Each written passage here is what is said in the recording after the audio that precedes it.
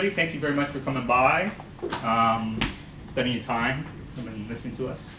Also, thank you very much, Meg, for asking and inviting me to talk and us to talk. And very, very interesting. I don't do a lot of public speaking, so it's an interesting exercise. I'm basically going to be talking today mainly about the kind of collaboration between personal branding and company or corporate branding, really. We're going to look at some brands that are here in Worthing. We're going to look at some bigger multinational brands. And we're just going to try to basically talk about kind of the importance of branding, how it is with if you're working as a sole proprietor, a sole trader, and how those are linked together. So, again, basically, a lot of you maybe don't know me. My name's Steve Gallagher. I do have an office here. I started in Jumpstart in London. I am an American. Hey, woohoo. So this is my son. I basically grew up in Iowa, which is right in the middle of the country. I decided not to be a factory worker, go to the military, or work in a farm. So I took the route of going to fine art school. So I went to Chicago, started working in restaurants. I met a lot of actors and models, and they needed photography. So I became a fashion photographer, amazingly enough. So that actually led me down to Miami, where I worked with a lot of different brands down there. And then I went to New York, started a company in New York, and then moved back down to Miami, and then over to the UK. So this just covers a few of the brands that I've worked with in the past. A lot of the fashion brands here, the Vogue, the Bazaar, Paul Smith, Terry Mugler, Lands' End, that's models. Those were all basically when I was a photographer.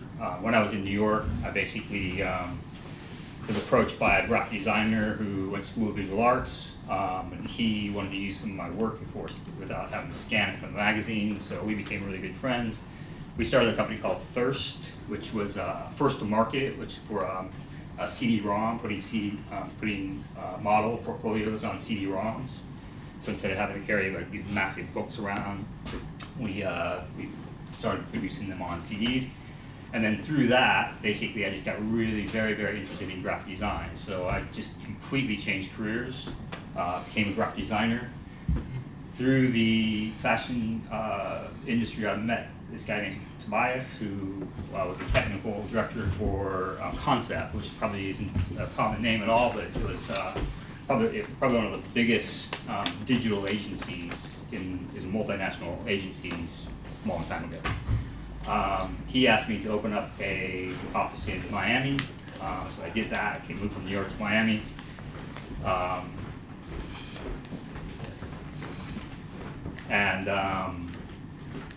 In Miami, we were bought by Ogilvy, and then worked with Ogilvy for quite some time. And then I met my wife in Miami, and I moved to London 15 years ago. So that's kind of why I'm in Worthing.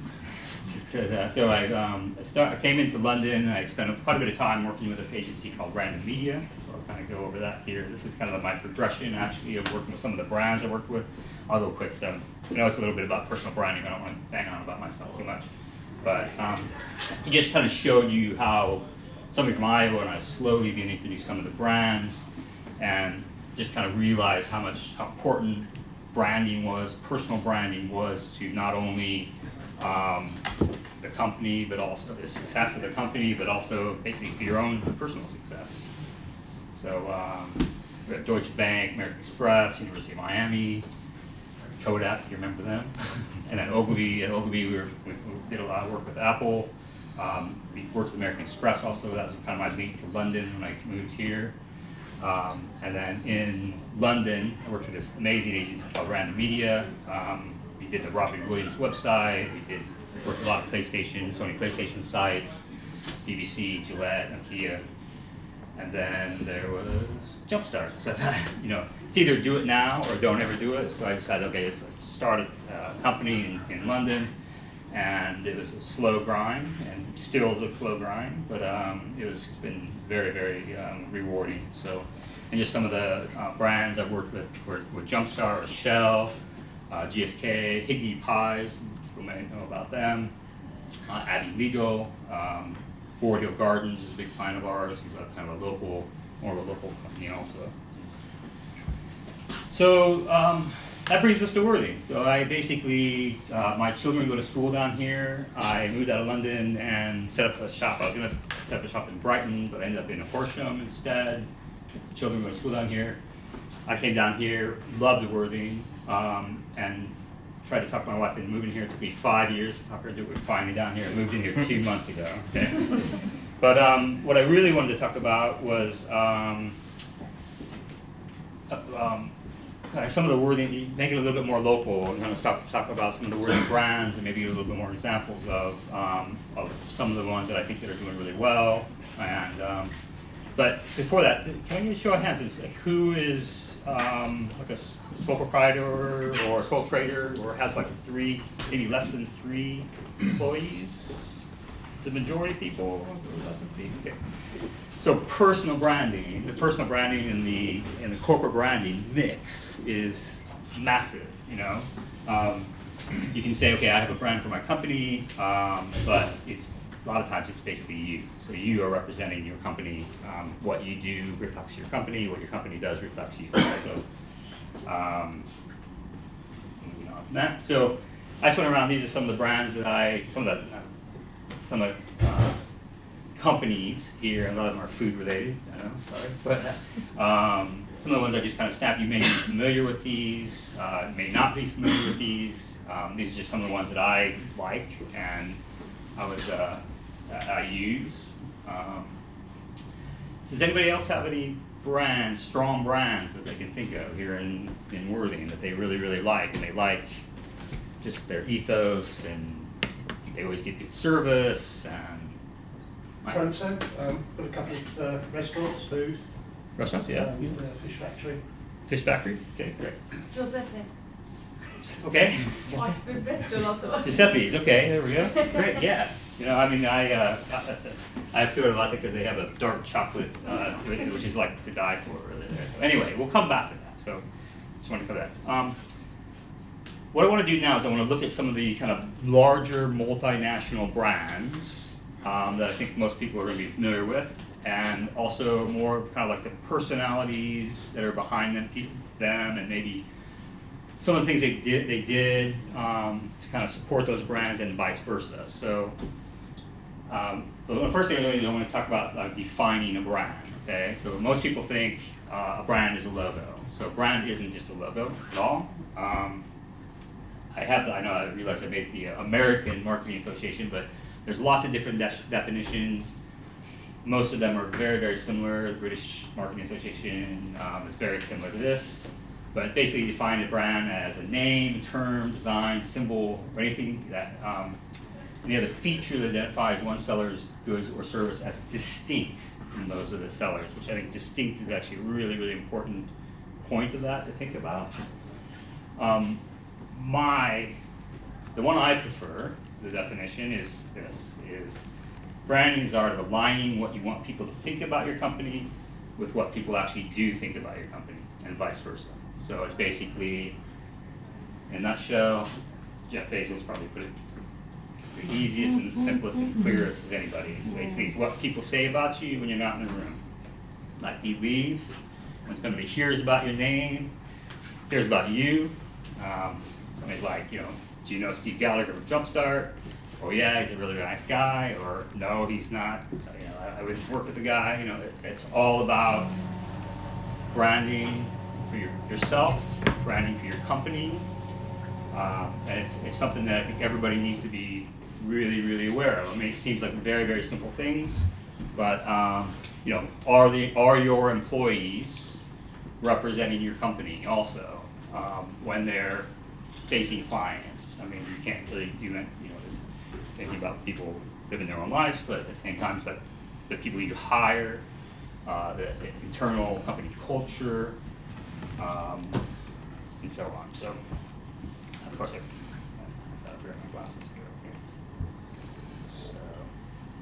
and basically just relate, it kind of works into basically how successful your company is. If people rate your company and rate you and believe in you and believe in your company, they're going to help you, they're going to be advocates of your company, and they're going to help you build your company.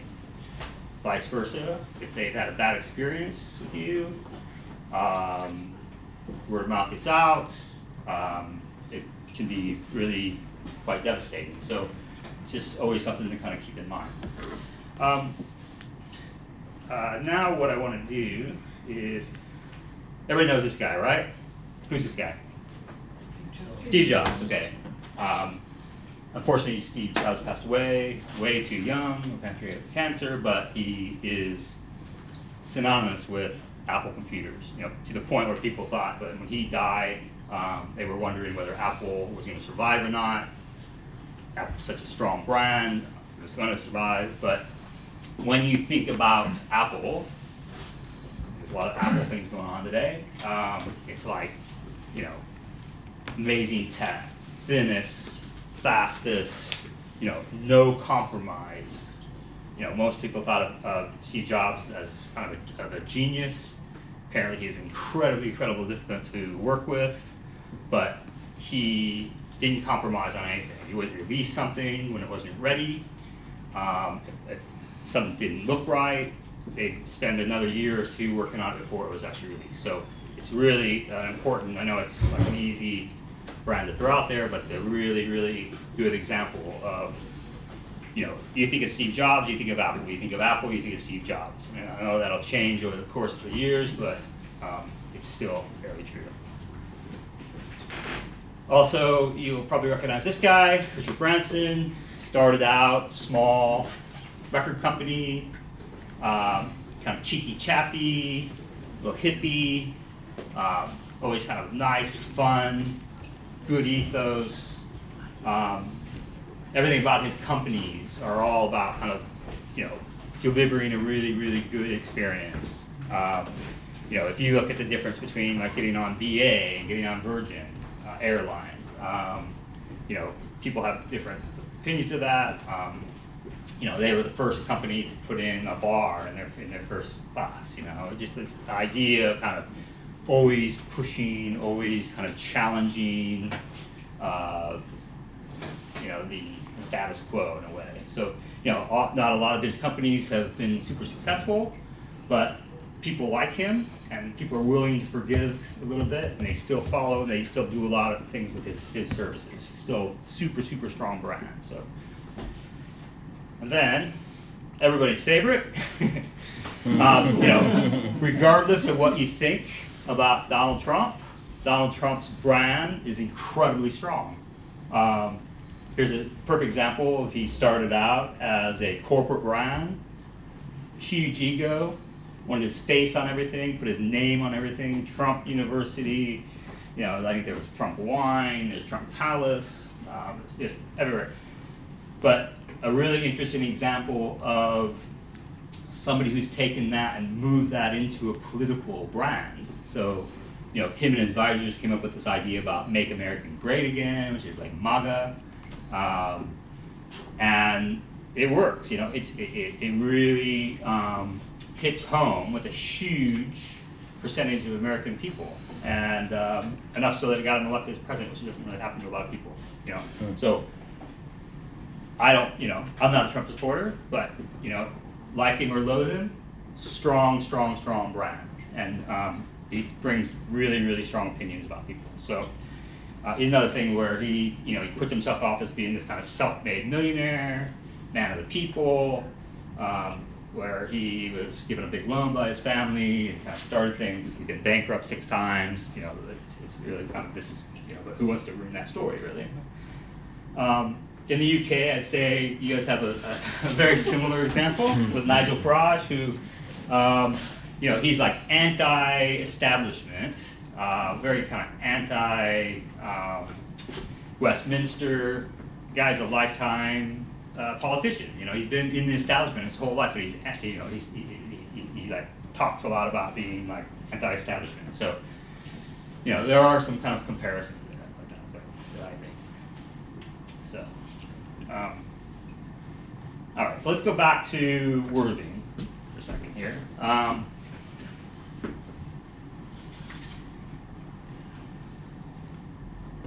I know I'm right. So, what I want to do is I want to talk about a couple different companies here in Worthing that have kind of caught my eye that I think are doing a really, really good job in that mix between personal branding and corporate branding. Okay, and the first one is Porthos Flowers, which is over on Montague Place, run by the lovely Isabel, who is a one-woman band.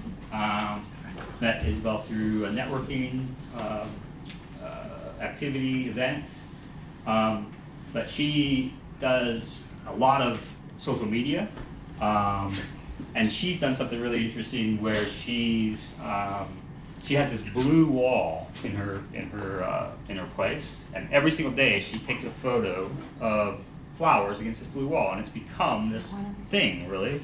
It's like people are going in and they're saying, "What's on the blue wall today?" You know, and they're buying this stuff.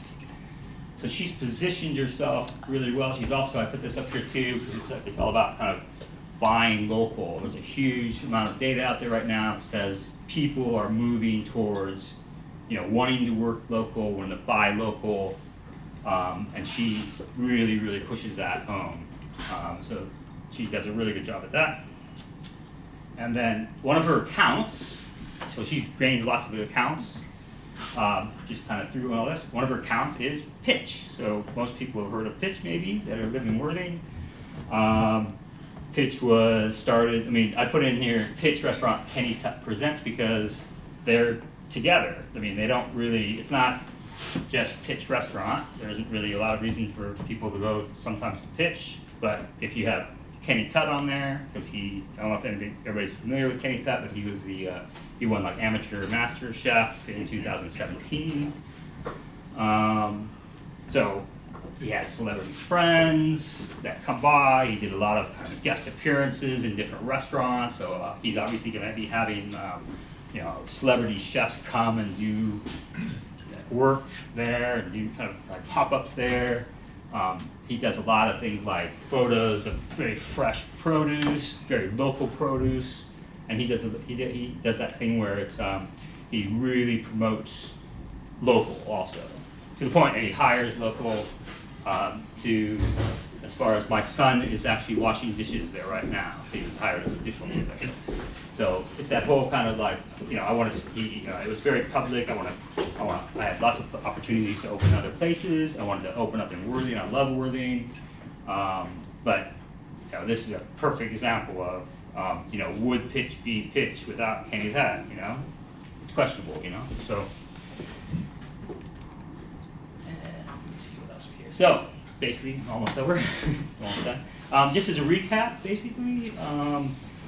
Branding definitely more than a logo. A lot about what you do on a daily basis, how you reply to people, how you respond to people, personality, values, basically statement of intent. There's no reason guaranteeing you do amazing work if you don't do amazing work. So it's all about kind of standing behind what you do. Authenticity, your brand promise. What do you stand for? And these are the kind of takeaways I'm hoping that people have, or basically just think about that a little bit, really. People hear about it, and they kind of hear it in passing, but I think it's really important to kind of think about that really a lot. Allison mentioned, spend some time thinking about what is important. What do you stand for? What do you stand for as a company? What are you trying to do? What makes you happy? And then, what I was going to say, everybody should change. What I'd like everybody to do, as a kind of a closing note, is to think about 3 things that you stand for. Like what do you want people to say about you when you're not in the room? When they talk about your company or you, what do you want them to say? And then, so I did that myself. So my 3 things, and I did just think about this last night and did this. So my things are, I want people to think that I deliver quality products, I do really quality work. I have lots of experience in what I do, and that I do beautiful design. And that's what I want people to talk about, you know, when I'm not in the room, basically. Questions? So, Anyone have any any questions? questions? Sorry, I don't know how long I went. How do people, when they create a new brand, a new business, or change a brand, how do they test it? Do they just say, this is what we're going to go with, we like this, and we've done some analysis? They do focus groups, you know, all kinds. I mean, I think a lot about it is listening. It's about to really listening to your customers. You know, a lot of people will put things out as kind of testers and see what their customers react to and respond to. Okay. They might do like little micro brands and see how those do, and that gets moved up. I mean, I think Coca-Cola recently they put out a version of Coke years ago that just completely flopped. And then they just basically just recently put out that same version again, and now it's becoming successful. And they just did that through some kind of market testing and realized that it's different time. Great, thank Good. you so much. Okay. Thank you.